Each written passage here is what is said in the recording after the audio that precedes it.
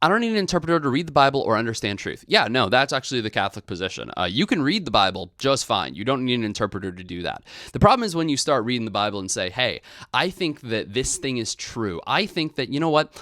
I see the nature of Christ, but I think that his human person and his divinic person are two separate people, like oil and water. That was an early church heresy. So you do need an interpreter to make sure you're not falling into heresy, because any heresy is an understanding of truth that is devoid of other aspects of reality that are also true. It's like trying to build a puzzle without all the puzzle pieces. You're trying to make a horse and you end up making a duck because you don't have all the pieces of the horse.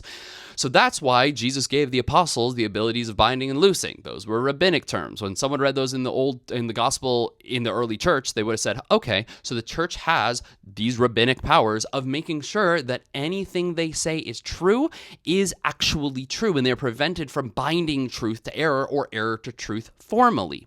So you don't need an interpreter to read the Bible. What is helpful is having an interpreter that's able to say, hey man, you're a little bit off here, because the Bible is an inerrant word of God. It has no errors, but you do.